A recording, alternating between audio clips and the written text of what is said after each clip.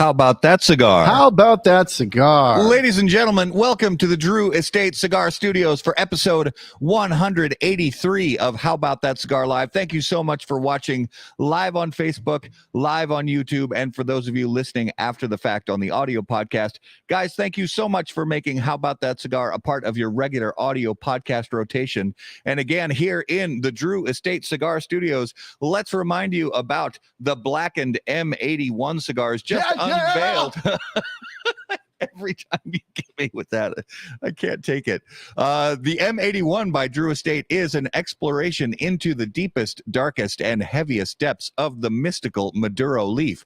Blackened Cigars M81 by Drew Estate presents a journey through different Maduro leaves, starting with a thick and oily San Andres Maduro wrapper, followed by a thick and meaty Connecticut River Valley broadleaf Maduro binder, and finally a blend of Nicaraguan and Pennsylvania broadleaf Maduro tobaccos.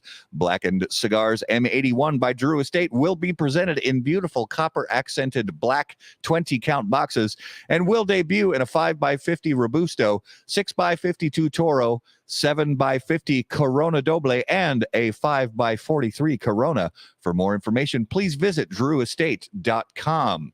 It would actually be, I don't even know what it would be to see James Hatfield's reaction to him watching me do that. I think it'd be an eye roll. Oh, a lot of that. Followed by a cease and desist. Probably. Maybe not in that order. Okay. I would be okay with that. Yeah. I would like. I mean, hey, I'd be proud. If you get a C&D from James Hetfield's or from oh his my lawyers, gosh, that's a win. It is a win. It's a win in a way. So guys, as always, while we're here live on Facebook and YouTube, let us know what you're smoking and drinking along with us in the comments. And when we bring on our special guests, if you have any questions, please feel free to add those to the comments as well. So this week, Vikings had another win, beat the Jets, so who are a good team this season. The Jets are no joke. John McTavish and I were back and forth all game long. So our good buddy, Canadian extraordinaire, the cigar surgeon himself, yes, huge Jets fan. God love Jets fans. Oh my gosh! I mean, if you're a Jets fan or a Browns fan, God love you. Yeah. I don't know how you. I don't know. Or can I say you or can. A Vikings fan? Or a Vikings fan. God love you. I don't know how you do it. So yeah, we were chatting back and forth all game long. Like, nope, here it is. You guys are gonna get the game now. You're coming back to win. And I think he messaged me "good game" like 4 times near the end, and we kept just trying to give the game back, and somehow came away with the win. You did. It was another close victory. I think if I remember because they're 10-2 now. Yep. And I think all 10 of the Vikings victories have been 1 score or less. Correct. Well, less. How do you beat? You know what I mean? Yeah. 1 score. 7 points or less, or 8 points or less, something like that. Well, I think 9. 9 or less. 9. Okay. Well, no. 9 of the victories. 9 of the victories. Oh, okay. We had a multi. But both times you were beaten, you got beat bad. Well, one time I don't even want to. What was that? 39-3 or I don't want to. 43-3 or I don't even remember what it was. It was rough. But I have I'm a Green Bay Packers fan. They're terrible this year. We beat the Bears. We beat the Bears yesterday, but it's the Bears. Right. It's like Idaho Community College. Yippee! We beat one of the worst teams in the NFL. Who cares? Yeah. I feel gross as a Packers fan, but I still support my team and love my team. Yep. And that's usually how I feel.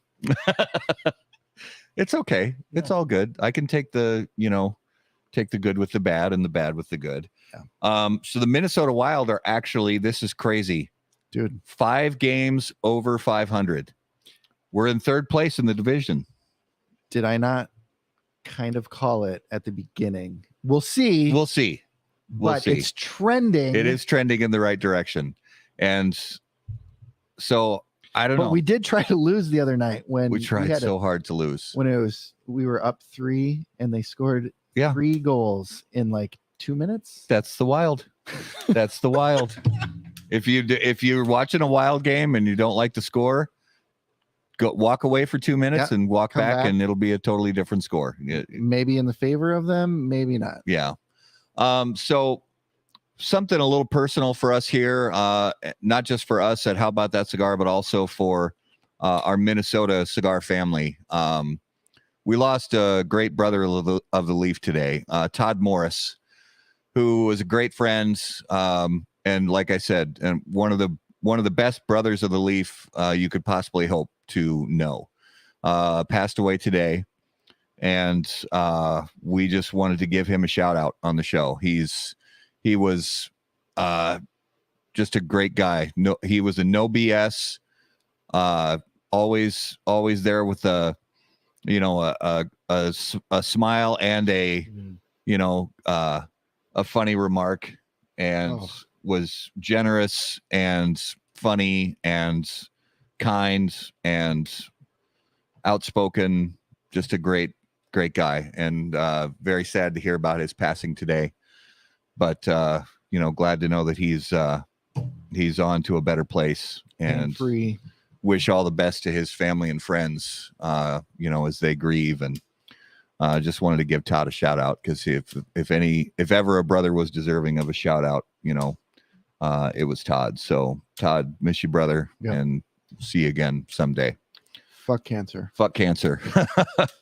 So yeah, it's it's as we go in, we're getting into like Christmas season, and it just makes you think about friends and family and being close to the people you love. And we have opportunities every day to serve somebody or give somebody something that they need, whether it's a smile, a hug, a cigar, if they need the clothes off your back, if they need a place to sleep. Just think about that this time of year, and maybe just do a little bit of good around you if you find an opportunity. So you okay, brother? He's good. He's good. See, I get all talking about sentimental stuff, and Garrett goes a little teary-eyed. We're good. We're good. We're good. Todd would be like, stop crying. What the hell is wrong with Todd? Would seriously be like, bro, cut it out. Shut up. He'd say, shut up, bro, to Todd. So Todd, love you, brother. So yeah, this Christmas season, man, get out there, do some good for some people around you. And we got a lot of people out there who need sometimes even the simplest thing, that seems simple. They need a hug, they need a kind word, phone call, a text. So get out there and serve the people around you, man. That's what it's all about. So, and cigars are a great kind of catalyst that help us do that.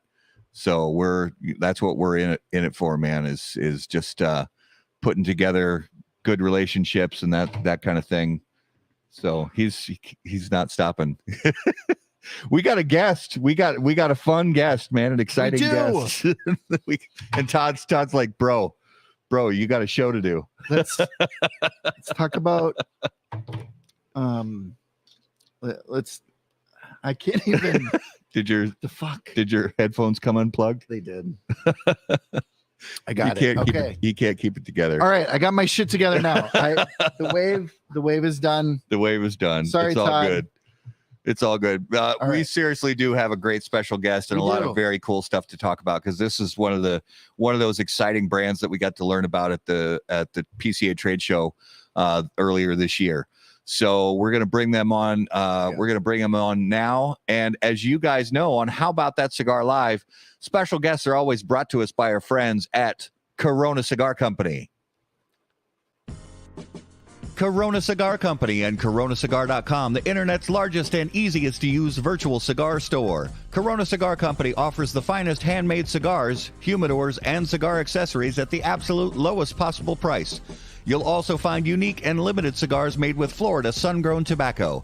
As a proud American, president and founder of Corona Cigar Company, Jeff Borshowitz knew it was possible to bring cigar tobacco farming back to Florida.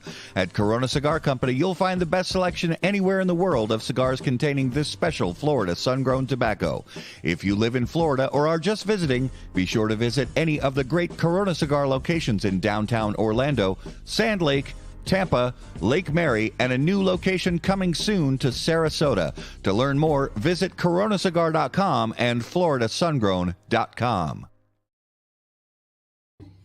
All right, ladies and gentlemen, if you would please join us and put your hands together. Welcome to episode 183 of How About That Cigar Live from Don Doroteo Cigars, Mr. Juan Lugo. Welcome to the show, brother. How are you? I'm good, man. Just want to give Garrett a hug, but other than that, I know, right? I know. I was like, "Oh man, come here." Dude, I don't. No, but I love it, man. I love the raw emotion. That's it shows you really cared. So, And well, I'm not.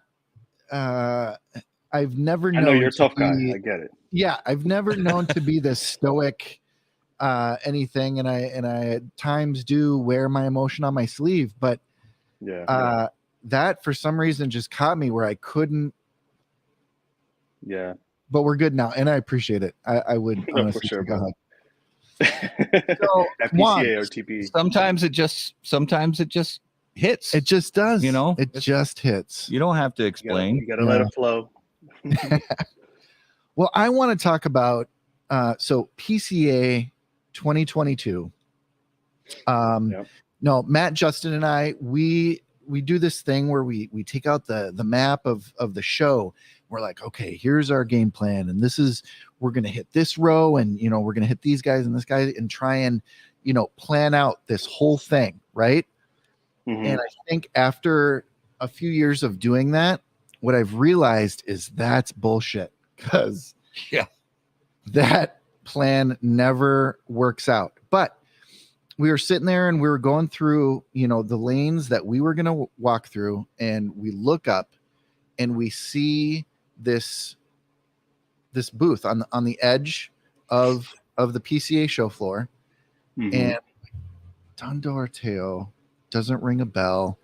I see Juan, and I was like, he looks like he might be sane. Maybe we should go talk to him. So I was, I was excited to get the show started, but I was even more excited once we started getting into the interview and hearing about the history of your brand. And then I'm smoking the cigar. I'm like, oh my gosh, a brand I haven't heard of, a lot of great history. This cigar is a fantastic way to start the PCA trade show. Yeah. I can't wait to hear and know more. So that being said, it was truly an honor for us to kick off the PCA 2022 show with you guys in your booth, and it was a fantastic interview. And if you just search How About That Cigar in YouTube or Facebook and Don Doroteo, you'll see our interview at the show. But Juan, if you could just give us a brief history of Don Doroteo Cigars. Oh, sorry. Before that, we have one thing to do. Matt. Well, so Juan, let us know, what are you smoking right now? Right now, I'm not gonna smoke because I'm in my bedroom. And, Right on. My wife will kill me. Yeah. But what I have some shout outs for a couple cigars. You guys told me beforehand to have a couple cigars in hand that I've been smoking in the last couple weeks and such. So there's a couple folks there I'm gonna give a shout out to.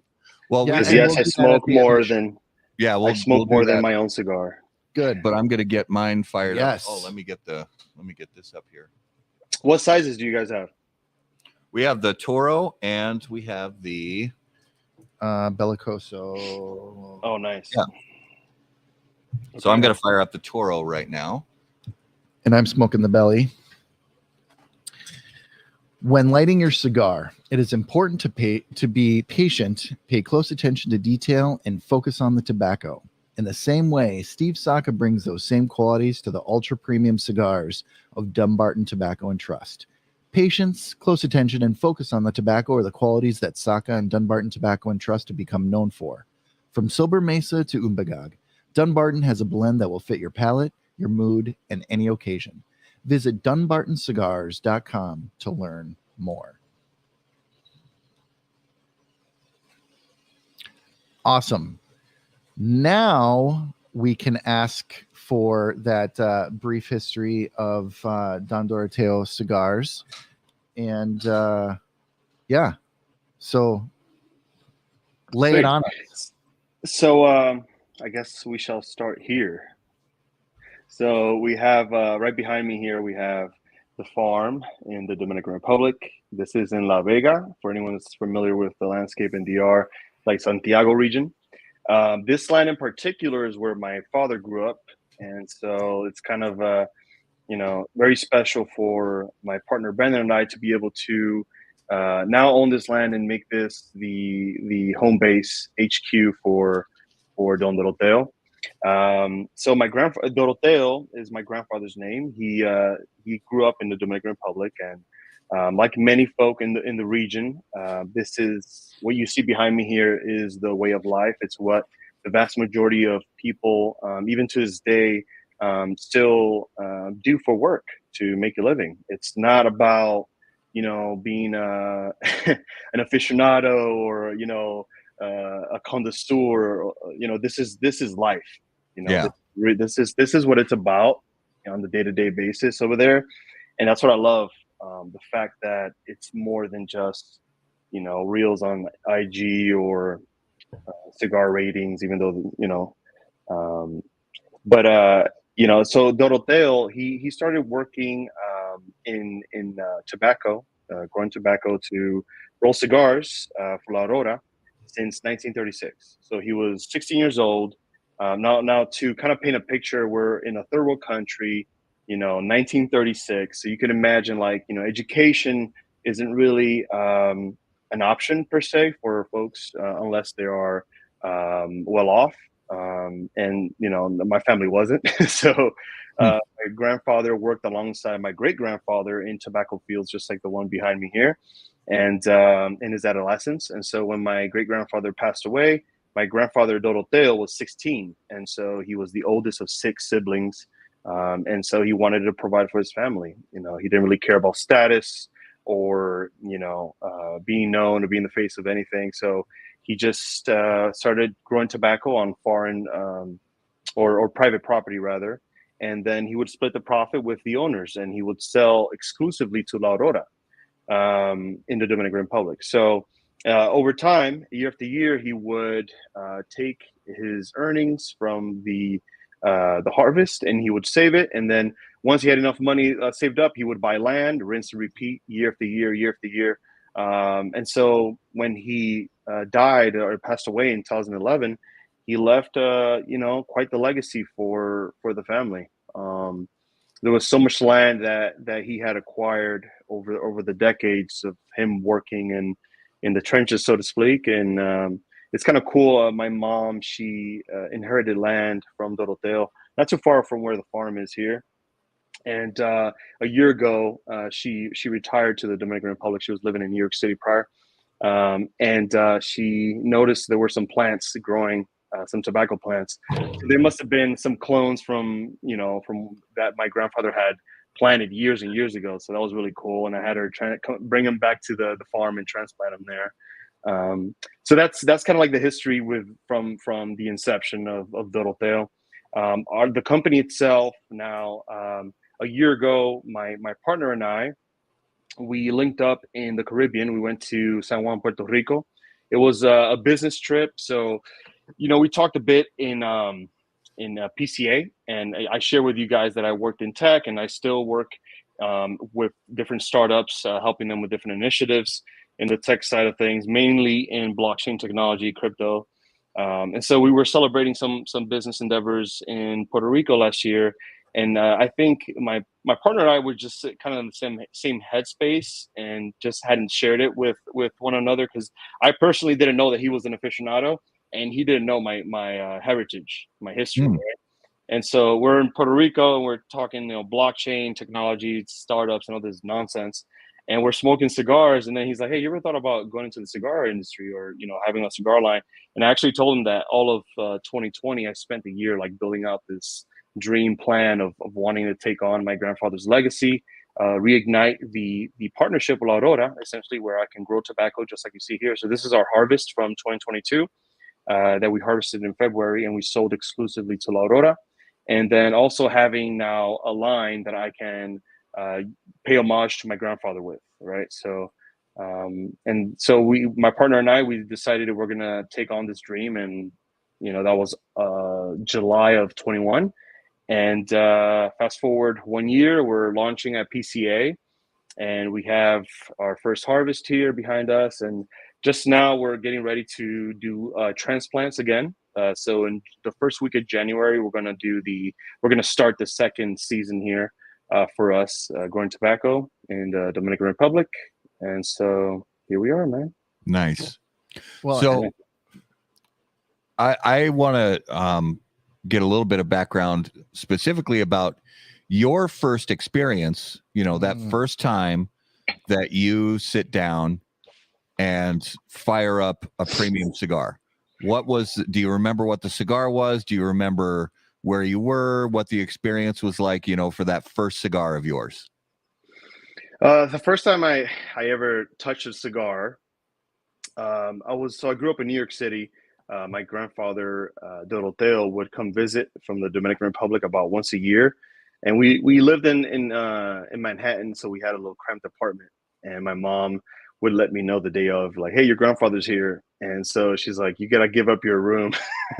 And so my grandfather would take my room every year, and I was just pissed off. I was a kid, so I was like, "Come on, man." And so he would, occupy the whole space, and so he would leave, after a couple weeks.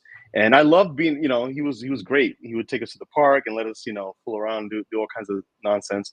But 1 year in particular, he left, and I was around 10, 11 years old or something like that. And he left a bundle of cigars in my closet accidentally that he rolled himself. So I remember he used to make these box presses, and he used to put them in bundles of this yellow ribbon, and he left them right there in my closet. And when I opened that up and I saw, I was like, "Ah!" And so, and I knew he smoked cigars because he would take us to the park all the time. And I would just watch him, and I'd be like, "Hey, can I try it? Can I try it?" And he was like, "No, your mom will kick my ass if I let you try this." One day he did let me like attempt, but I actually blew smoke, and rather than inhaling, and he got pissed. So I'm like, "Dude, I'm like 9 years old." What do you expect? So anyways, fast forward to when I had the actual bundle, I didn't tell my mom. And so what I did was I just kind of hid it somewhere, and I kept it for some time. And then one day I was attempting to light them from my window, thinking like no one's going to notice. And of course, any smoker knows the reason I'm not smoking in my bedroom right now. The minute you light up, that thing is you're hotboxing the whole room. Yeah. So, my mom just walked in, and she's like, "What the hell's wrong with you?"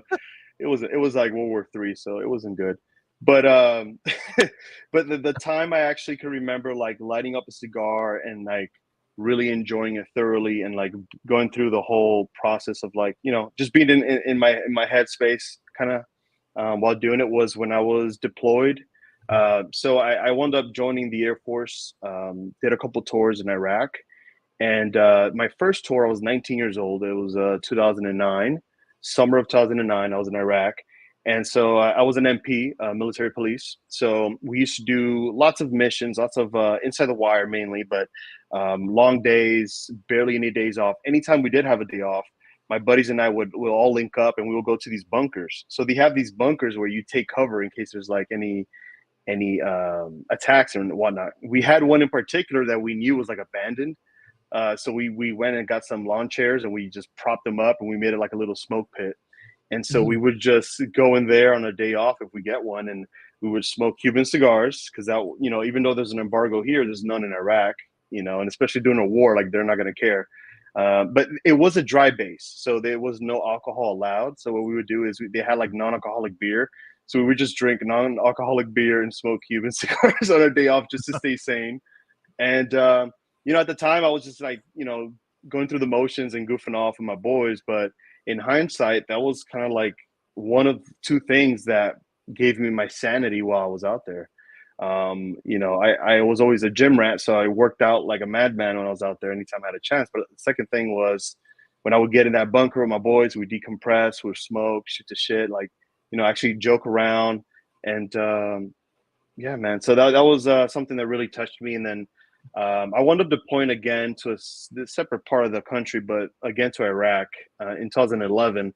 And same thing. So I already knew the deal, so to speak. Like it was like, okay, work, gym, you know, cigars, and rinse and repeat until we get back home. So Nice. Well, thank you for your service. Yep.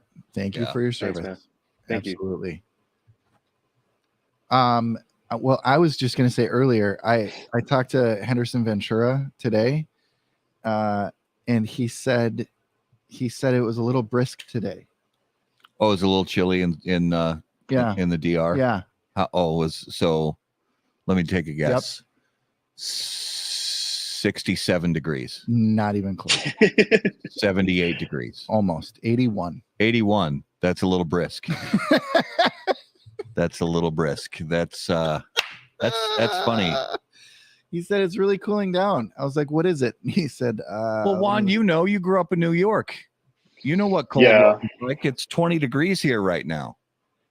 Right. Yeah, it's funny because I'm in Cali now. My wife's from California, and then she thinks it's cold. We walk out, it's like 60 degrees. She's like, "Why are you in a t-shirt?" You know, I don't know. I don't know what to tell you. It's not cold. So that was just the first thing I thought about when he was talking about replanting in January. Like, just completely foreign. Yeah. There's no planting up here. No. Yeah. So as far as elements are concerned, the only thing we have to factor in is heavy rain.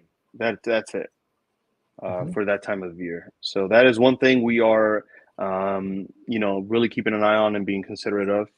So there's a lot of things that we do to kind of help with, you know, water ditches, irrigation systems and whatnot. But as far as like cold weather, you know, it's not really that big of a factor. So just a viewer question real quick. Did you end up having a favorite Cuban? Shout out to Sister of the Leaf. She's one of my my homegirls from from the cigar industry. Yeah, I mean, I've smoked quite a few. I would have to say Montecristo, and I would only say that because it was one that kind of got me through it when I was out there. You know, it wasn't really like I was looking for it, so to speak. It was just like what they have, and I was like, I'll take it. Sure. And I remember also like what I would do is they had some Dominican ones, and I would buy the Cubans and the Dominican ones, and then I would swap the rings, and then I would send the Cubans to my brother who was in New York City, and then so he's out there like, oh shit. Nice. So that was cool. Yeah. You in the Monte, you like the number 2, the number 4. What was your size? Number 2. Yeah. Oh yeah. Yeah. When the number 2 is right, it's really right. It is so right. Yeah.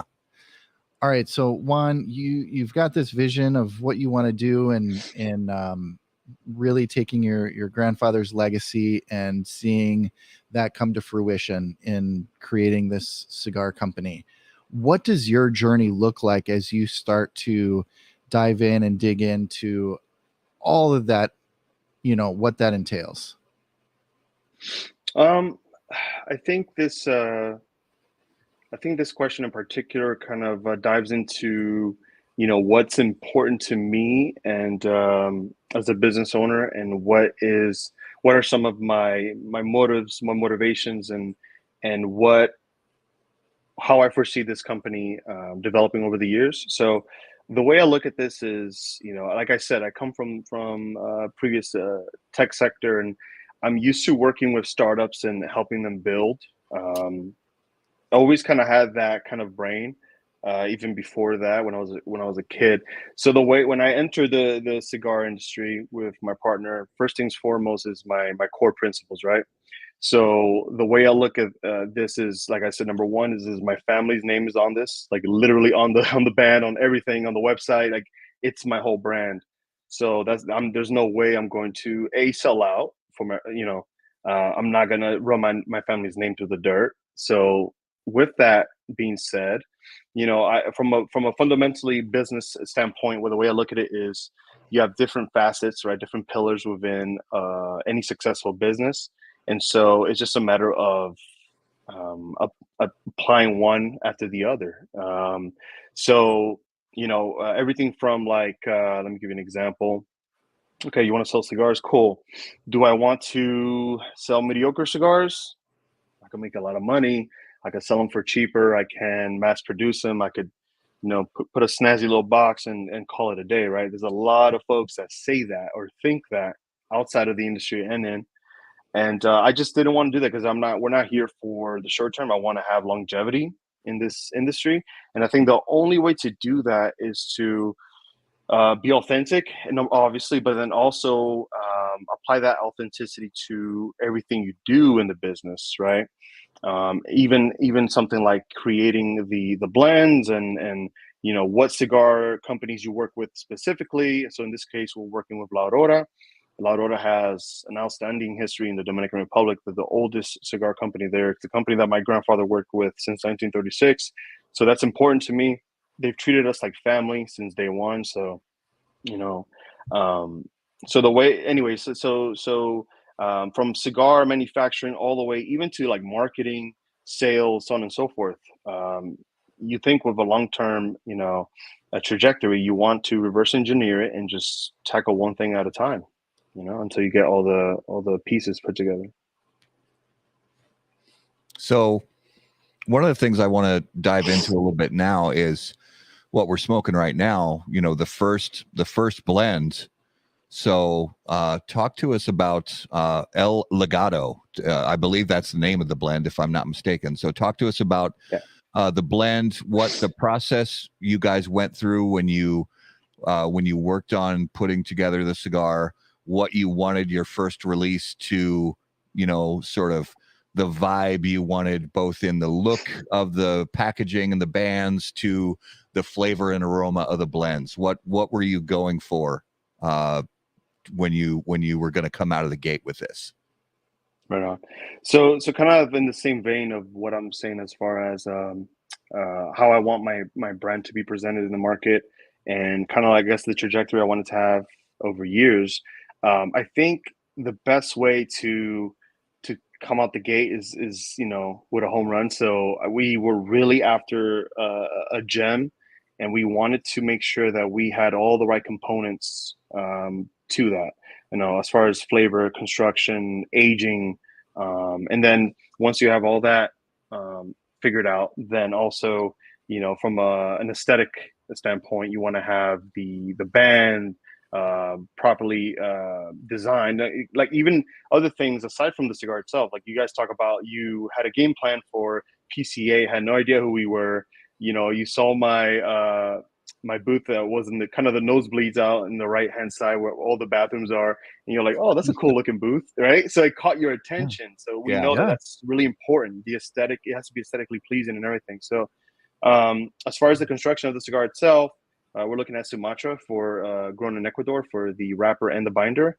And then for the filler, we're looking at Dominican from actually this region here, the Cibao, where my family's from, and then also Colombian and Nicaraguan. As far as the process that we went through, first things first, like I said, during the inception of the business, I wanted to recreate essentially the same partnership that my grandfather had with La Aurora. So I approached them first with this. I said, I want to have a farm and I want to grow tobacco with you guys. So once we figure that out, what's that? Oh, go ahead. No, we didn't say anything. Oh, so once we had that figured out, we got to the cigar. We sat with Jeff Moss, who is our creative director, gentleman who has more years smoking than I've been alive, and he has all the awards and all the clout to go with it. He knows his stuff, and he worked with Alec Bradley for over a decade, so I really respect his POV from a design standpoint. He designed the bands and the box and the booth that you guys saw and all that, and the website and all that good stuff. So we worked with him on the creative and design aspects, but also on cigar tasting, putting all the different variations of tobacco, mixing and seeing what kind of stuck and what stood out to us. While in the process, we worked with Manuel Inoa, the master blender of La Aurora. That dude is super cool, man. Like you think like master blender or whatnot, like some dudes, they tend to be a little snooty. There's a handful of them, man, that are really cool, man. They're like really down to earth, and they're like so eager to help when they see that somebody's as passionate or like has that fire, that drive to make it in this industry. Because that's one thing that I love about this industry is the camaraderie and how people come together. And your fire inspires me and makes you want to go. And that's kind of like what I felt from La Aurora and from Manoli Noa specifically. And so he sees my two partners and I kind of going at it, turning our gears on that. And so he starts working with us on like how certain blends will complement other types of tobacco and whatnot. And then so we finally get down to 5 blends. And out of those 5, we all agreed on one, and that was El Legado. And nice. We were really blessed to actually get that blend because batch number 1, as we said at PCA, is 14 years old. And so you think like, okay, you have a 1-year-old company with a 14-year-old cigar. Like, what the heck's going on here? So because of that partnership that my grandfather had, that I know that I am, as they say, if I stand tall, I'm walking on the shoulders of giants, and that's how I feel. I'm kind of blessed because I'm able to kind of ride my grandfather's coattails in a way. And that's, and Manoli Noa paid it forward, and he's, helped us with that as well. So very thankful for that. Oh, that's a great, I mean, that name is legend, as far as somebody who knows the flavors and aromas of and properties of tobacco. And that's a great person to have on your side. And like you said, I've heard this from other people as well, that he is truly down to earth and humble and fun and not snooty in the slightest. Mm-hmm. So a great person to have on your side. Absolutely. So as talking through, your family's legacy, your grandfather's legacy, and working with people like Manuel, outside of that, I'm sure that, when looking at the way the world has been, since, COVID lockdowns of 2020, and then you come into 2021 and you say, we're going to start a brand new cigar company. And, that in a cigar, or cigars being one of those industries, especially in the United States, that are highly regulated, and there's a lot of pressure from places like the FDA and other regulatory groups, and I know the same is true in countries outside of the U.S. When you started maybe going around to some people that you knew or other contacts in the cigar industry and said, hey, we're thinking about starting this brand, did you get any people turning up an eyebrow and looking at you like, you want to do what now? And maybe try to discourage you a little bit? Yep. I got a lot of that. And I love it because I'm so petty, dude. you don't want to tell me you can't do XYZ, because I'm not gonna talk smack. I'm just gonna be like, I like to show it. So I've had folks. It started with the farm. The farm was the first thing. They were like, well, you're from New York City. You have no agricultural background, yada yada. And I'm like, okay, watch me. So between my partner and I, and the help of my cousin who's in the Dominican Republic, Aaron Fernandez, who served in the Air Force with me as well, during COVID, he got sick of all the mandates and whatnot, and he just said, I'm going to DR, man. I'm retiring at 31. So he just left. And when I started the business, I called him up and I said, hey man, you bored yet? So thankfully he was. And he's taking this on. So we just figure it out, man. Like I have I have my doubts fears and insecurities, just like any other human being. But at the end of the day, it's that's just part of life. I like to approach problems head on.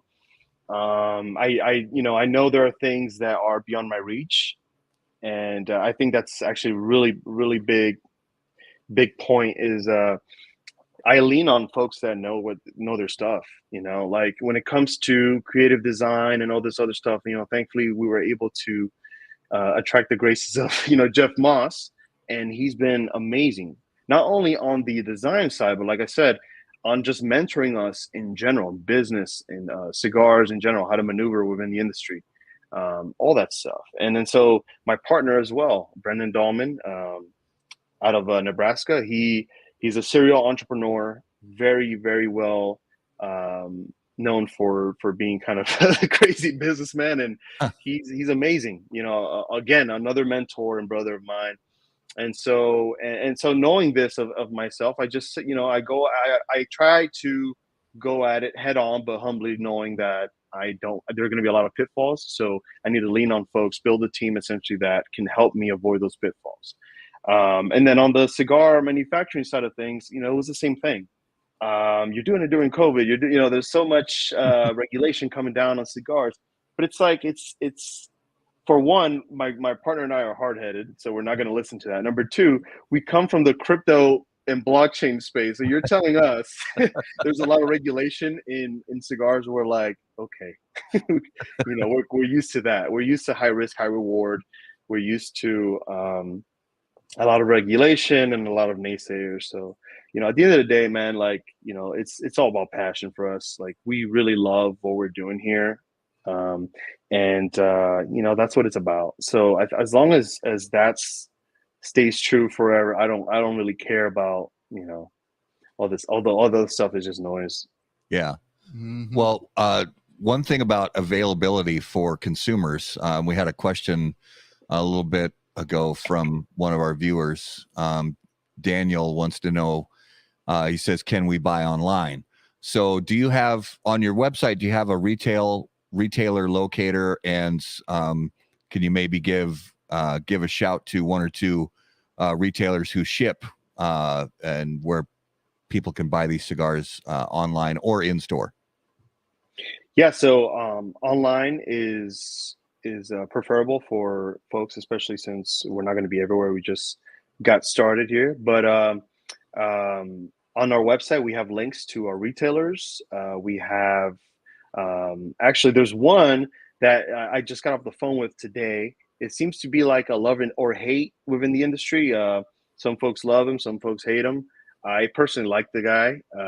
He seems to be kind of same, cut from the same cloth in some ways, from Pravada.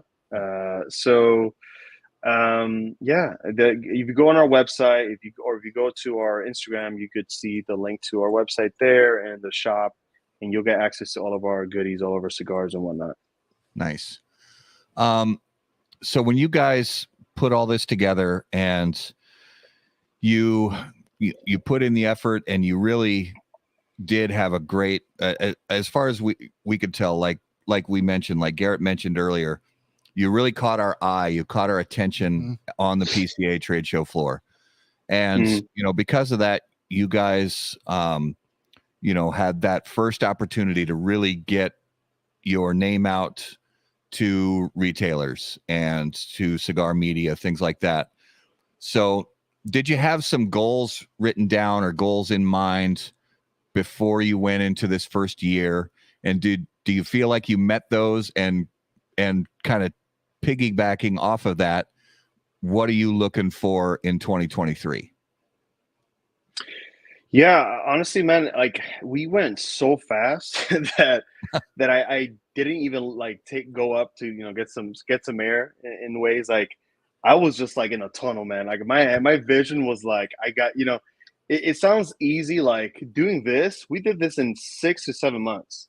Yeah. When we first purchased the land, it was barren completely. There was weeds up to my hip. There was no water system. We had to do like legit fracking and try to find a natural water source and create a well system, and then get the irrigation, and then develop the land, build the same replica curing barn as Davidoff. Like, we were moving like crazy, and then simultaneously I was building the whole marketing along with the help of Jeff Moss, and then with my partner Brandon, we were kind of fleshing out the business model that we wanted to launch with, and then also working with Manuel Noah on the first line. So there was so much happening that we were just kind of like, just going 100 miles a minute. But it was in hindsight, I did take after PCA, I took a deep breath. And I was like, kind of just wanted to process everything. And then now also towards the end of the year, getting to that point, I'm like, man, like it's only been a year and some change since we started this, and it's been a riot. Feeling really blessed about the way everything has transpired. And I'm extremely excited for 23. For 23, we have 2 new lines that are going to be released at PCA. Potentially a third, depending on some deals that we are currently working on. Too soon to talk about, but just a lot of exciting stuff.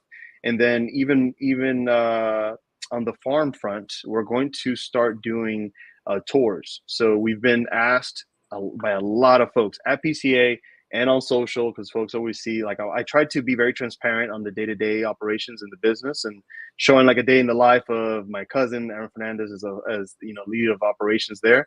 And then everything from like tilling the land to like we had some electrical issues, or we're going to go drop off some transplants and get the process rolling there with those plants, and any little thing we try to show like a behind the scenes. And I think folks really appreciate that. Seeing like the process and what it takes to go from seed to cigar. And we're taking it a step further. We're planning on doing some pretty cool things right here at the farm. Do some tours, a couple days where they can spend some time right here with us, and do the whole tasting and with rum and our cigars. Have a cigar roller there. Do a couple like traditional feasts right there, like we do traditionally in our families in the Caribbean, all throughout Dominican Republic, Puerto Rico, and Cuba. And then also going to La Aurora and doing tours there. So there's a lot that we're working on the farm front and also on the cigar front. So very excited for 23. Oh yeah, very cool. So I'm guessing that you're going to need a couple tour guides, some videographers. I need a couple guys to kind of like break it in and let us know. Yeah. Oh yeah. We know some people. We'll get you in touch with. Yeah. I'll reach out after the show. Say less. Figure that out. No cap. I got you. Did you just say no cap? I did. Are you 22? After I said that, he's just throwing out all the cool words. He's like, I am. Yeah. No cap. The TikTok lingo is strong. Oh, dude. Hey, it works, man. Those TikTok sessions you guys have. Oh man. So what I want to know is what you're doing is actually a lot more than what most do when they're coming into this industry. A lot of entrepreneurs, when they're coming into it from an entrepreneurial standpoint of creating a cigar, is for the most part is they're just partnering with a factory and they're going through some blends and all of that. What you've got going on, just to kind of give our viewers and listeners a better picture of this, is you've got farming, you've got tobacco relationships, and factory relationships going on. It's a multifaceted situation. Yeah. So my question to you is, how much of your tobacco are you using in your cigars, and how much of that are you selling off? For the first year, so this harvest you see behind me from February was sold entirely to La Aurora. Okay. So that's what we did the first year. Now we're I don't want to talk beforehand, but I think if you want, you can. We have a couple options for this harvest, and I'm still trying to figure that out before I talk about it. But as you said, it's multifaceted. So what we're trying to do over the long term, it takes a long time, is to get vertical integration where we have control of every facet of the business. If you look at any of the big wigs in the industry, like, the cream of the crop, that's what they do. And it takes a long time. But if you want to do it right, I believe that's the way to go. First things first with the farm, and with working closely with a partner that is more than just a partner. They essentially are like family in some ways. So that's what we're going to do over the years. We're talking about doing tours and whatnot, but besides that, we're looking at other parts of the business, even things like greenhouses and aging rooms and whatnot. So yeah, right now, the Legado doesn't have its 14-year-old cigar, so all the components of that cigar and the cigars that are coming out at PCA 23 are going to be well aged. Nice. There's another one of those two is actually going to be really well aged as well. And then the other one, what I'm trying to do is, so we have a higher end price range. I'm trying to meet some demand in the mid tier. So I'm working with, what I don't want to do though is dilute the cigar itself, the flavor profile, the construction, any of that. I want to create a cigar that's actually, a legit cigar, not something that's just quote unquote affordable, so yeah. Nice. Real quick, I just want to check in with you on the cigar, because make no mistake, I am not a cigar sommelier. My palate is not super advanced. I'll be the first to admit it. But I do know when I'm smoking something that I can't put my finger on, that I don't know that I've either had before, or something in here that I can't figure out. No, I agree with delicious. I think because Juan, you Thanks for mentioned clarifying. You mentioned that some of the tobacco in the filler is Colombian. Yes. And that's not necessarily a country of origin that is super common in the retail space. Right. And I agree that there's a unique thing that I can't remember having tasted and smelled super often in cigars. But I do like the fact that smoking this right now, and not, knowing that I smoked one sample at the trade show back in July, that, as I didn't sit down and take any detailed notes about, the flavors and aromas, but from what I do recall of that smoking experience then, that this cigar smokes like that one did then. It was one of our cigars from that trade show that we mentioned numerous times after that show was over, that it was a standout blend from the show, because the flavors and aromas are very nice. It's nice, medium bodied, flavorful. The aroma, the retrohale is really smooth. I enjoyed a lot. And, really advantage goes to Don Doroteo, because it was our first trade show floor cigar, which is a huge advantage, because by day 3.5, you're like, yeah, this kind of tastes like Play-Doh. Right. The best cigar in the world, Yeah. But after you've smoked 100 cigars in 4 days. This cigar, honestly, what I love is, it's one thing to be a unique cigar. It's one thing to be a unique and great cigar. And the construction on this, the draw, for me, it is more Cuban-esque because it's a little tighter of a draw, but not, and I don't want to say it's a tight draw. It is on the Bellicoso. It's not super open and loose, which I love. I get plenty of smoke output. But it doesn't burn too fast or too hot. No. Constructed beautifully. So I love finding new cigars that are unique and delicious. And that is what I'm smoking now. Yeah, it's good stuff. And I pay them to say that. Totally. Millions and millions of dollars and like crypto.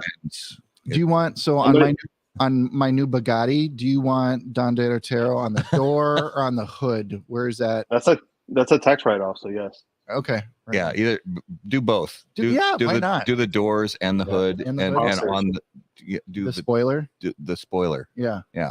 It's a work vehicle, right? Yeah, they drive really nice It's in part of the 15 brand. degree weather on Oh my gosh. icy roads. On a They farm. drive really nicely up here. We'll think about that for next year. Yeah. Yeah. Should be in the budget. So I have a question for Garrett. Is it time? Yes. Are you sure? Yes. All right. It is now time for this week's Numero de los Muertos. And as always, Numero de los Muertos on How About That Cigar is brought to us by our friends at Smoke Inn.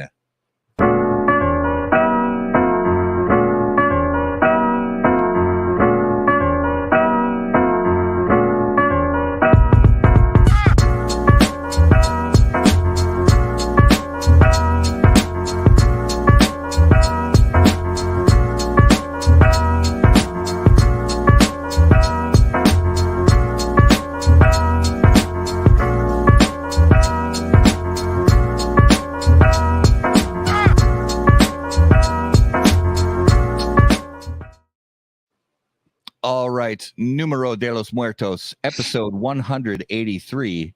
Garrett, what do you have for us this week? Oh, this is so fun. All right, it's another story. All right, story time. Story one. I'm nervous. Paul Stiller and his wife on September 30th, 1996, were bored and intoxicated. Wonderful start.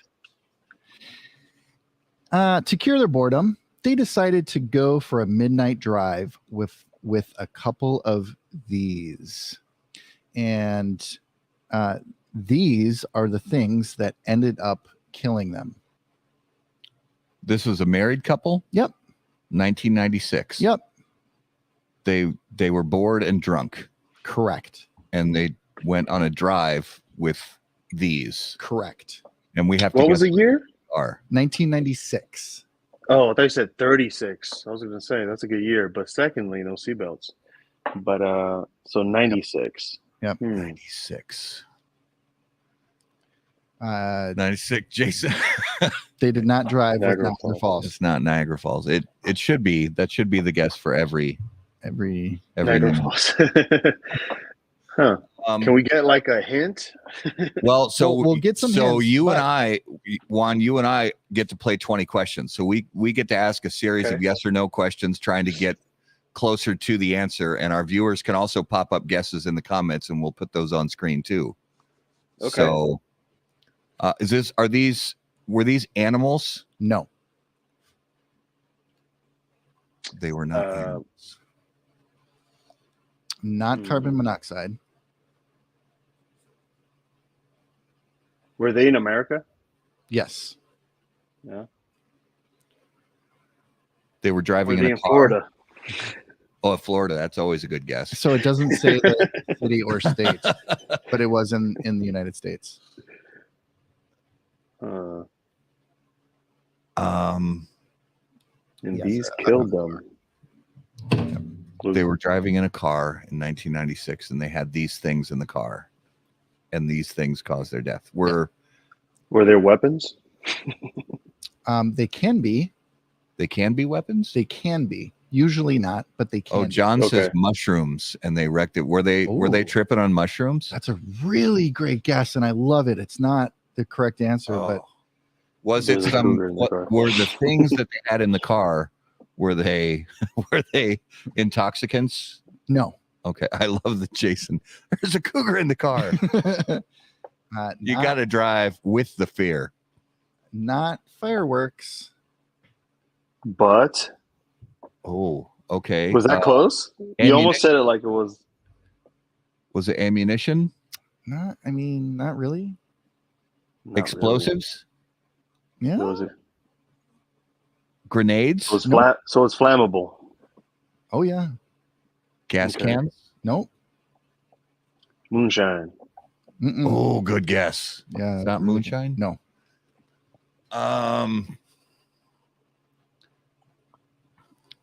Nope. Not smoke. Huh.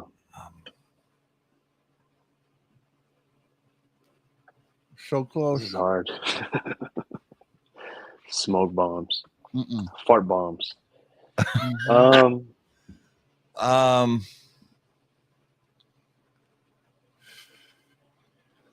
Not C4.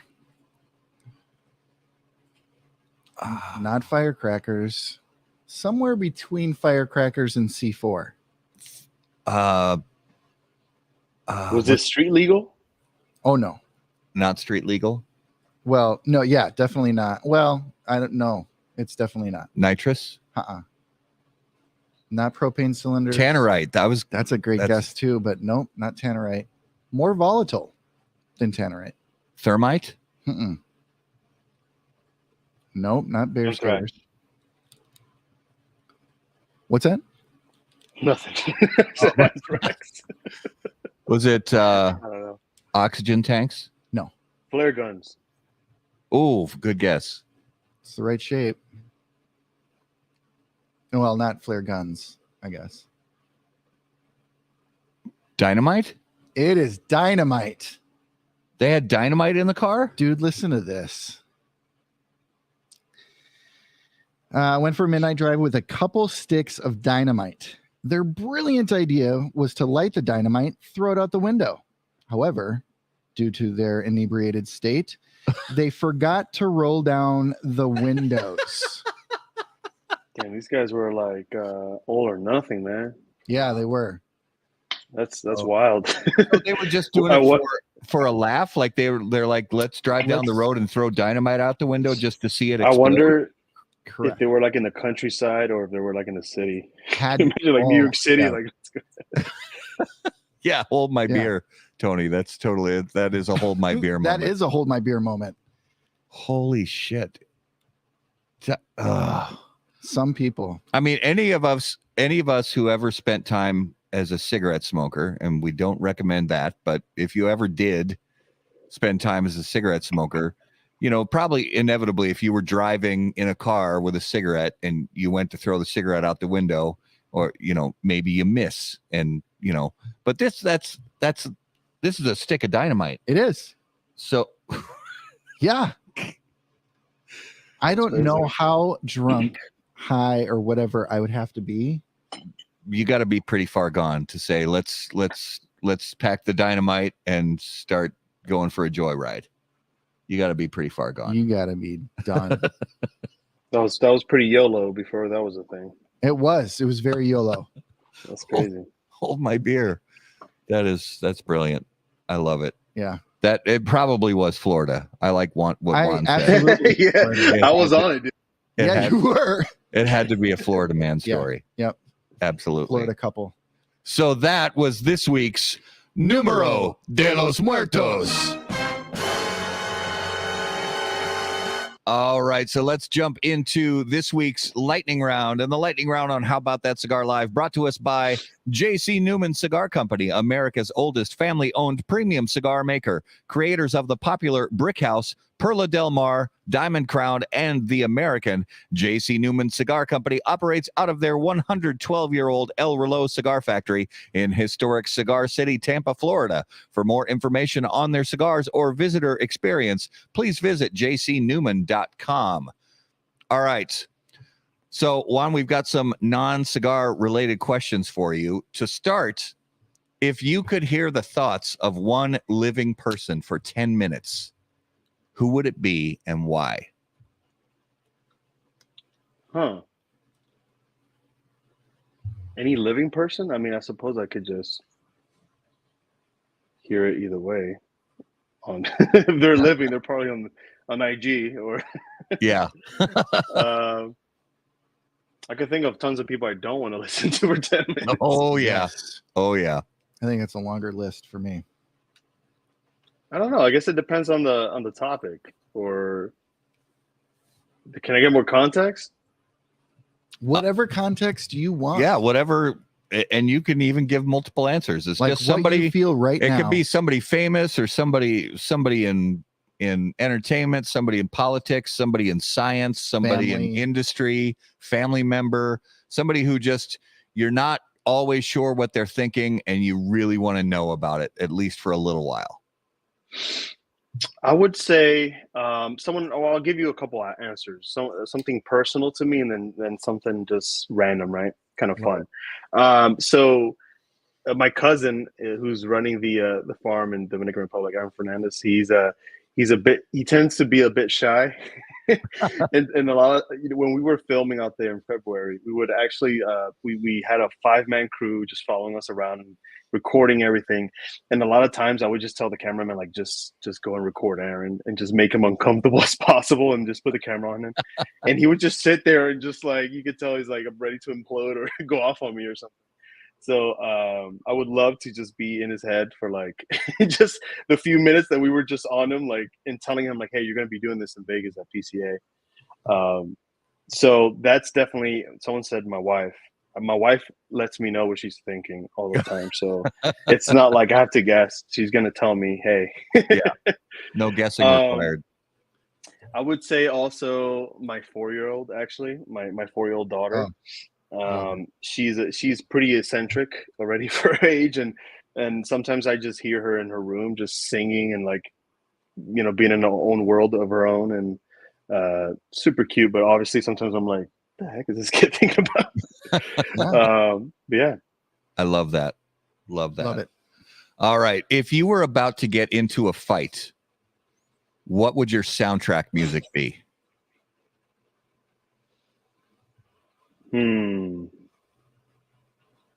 Off the top of my head, I would say "Many Men" by 50 Cent.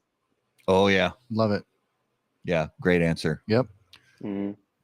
Oh, all right, Juan.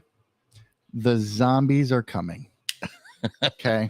I like this. I like where this is going. Yeah. Now you get 3 draft picks from the cigar industry to be on your zombie apocalypse survival team.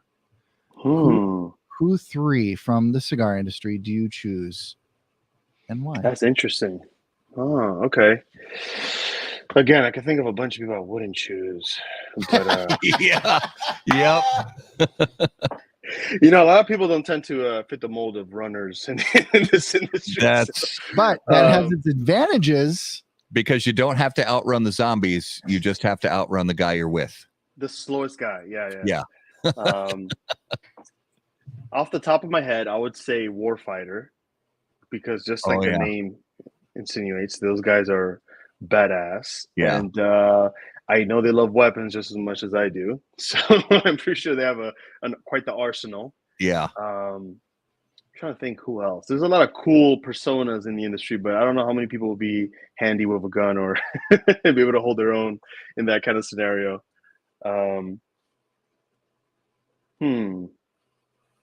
I'm also trying to find like who are the younger cats that could I'll fight this long battle with me. I don't want anyone dying off in 2 years or something.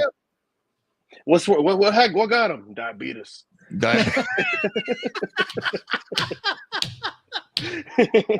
Oh shit! You got the beat. I love it. Diabetes. Yeah. I would say my crew, man. We're the youngest crew in the cigar industry. Yeah, and we're a bunch of veterans too. So, well, yeah, that always helps. Absolutely, that was very cool. All right, so let's jump into this week's notable smokables and notable smokables on How About That Cigar, brought to us by Luciano Cigars. Notable cigars, notable passion, notable purpose. So each week we name a cigar on the show that we smoked recently that was notable to us. It could be a cigar that's been on the market for decades that we smoked for the first time in a long time, or a cigar that's brand new to the market that we smoked for the first time ever. So Juan, I know you got some stuff lined up there, and we're excited to find out what your notables are. So hit us with what those are. So I have a couple comrades here from the industry that I've met along the way.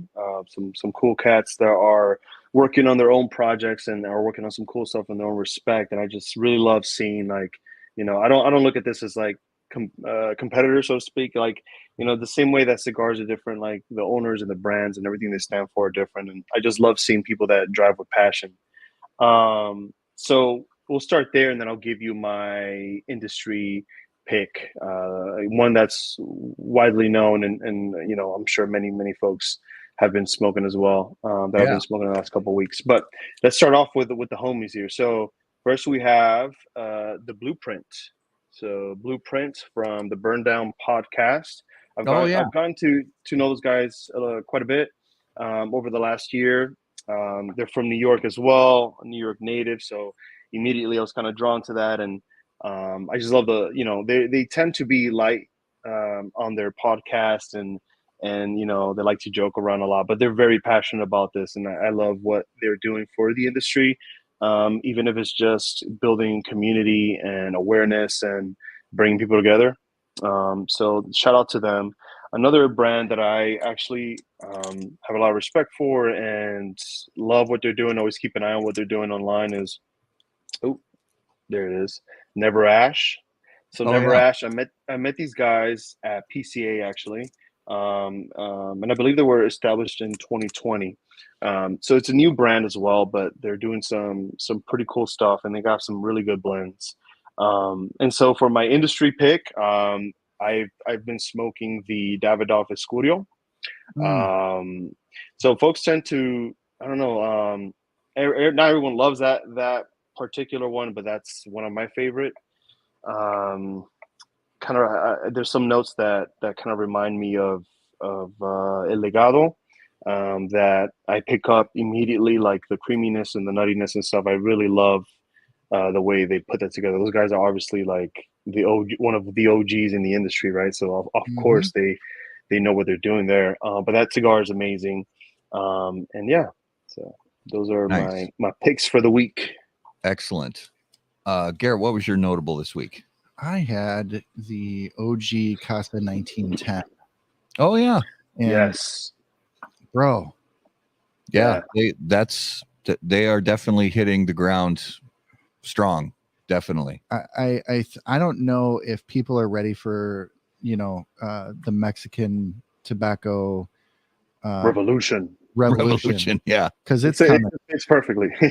Yeah. No, yeah, it's coming. I love what those guys are doing, man. Yeah.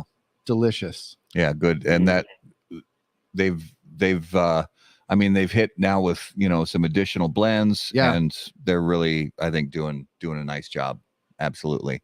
My notable was one actually that I hadn't smoked in a while. We bought some at the Great Smoke, and that's that Espinosa Knuckle Sandwich Habano, the Guy Fieri cigar. And I smoked another one of those Habanos yesterday, the Corona Gorda size, and I just I it's so funny too, because there's always are you a Habano guy or a Maduro guy, with that blend, or do you like the Habano or the Maduro?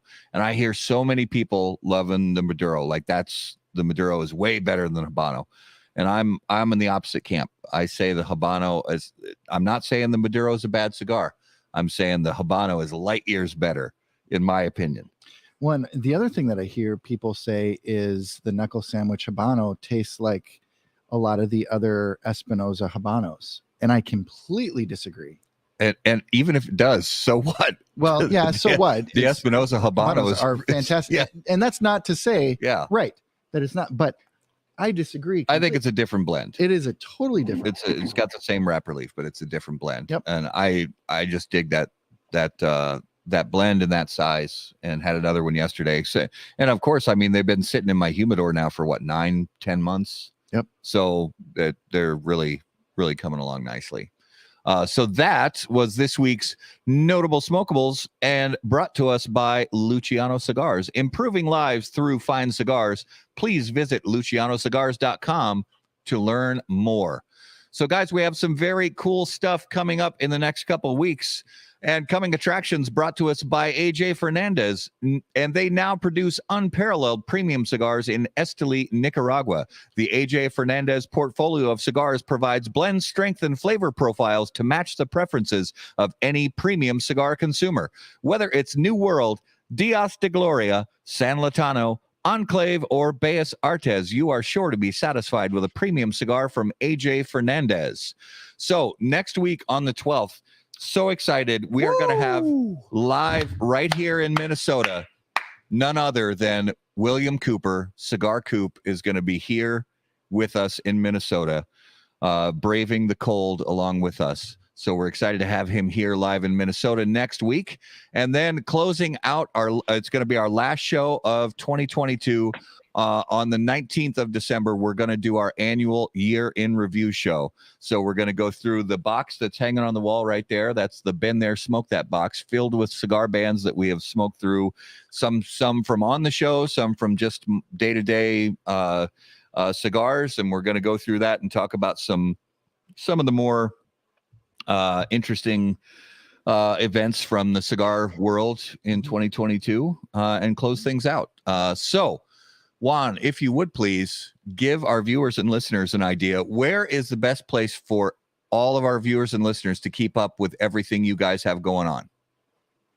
Yes. So you can hit us up on IG. So on all social rather, but IG is where I like to put all the behind the scenes. So if you go on our stories, you could kind of see what's going on at the farm at any given time of the month. So at Don Doroteo Cigars, on any social platform, dondoroteo.com, to get more information. And if you want to learn about how to get your hands on some cigars, you could find it on the website there. We have direct links to online shops. And yeah. Nice. Well, Juan, we are so grateful to you for spending your evening with us here on the show. Yeah. We're excited for you guys to get this brand going. We're excited for you've had a great start so far, and we look forward to a fantastic upcoming year for you guys. Can't wait to see you again. Thank you, brother. Appreciate you guys having me on. Absolutely.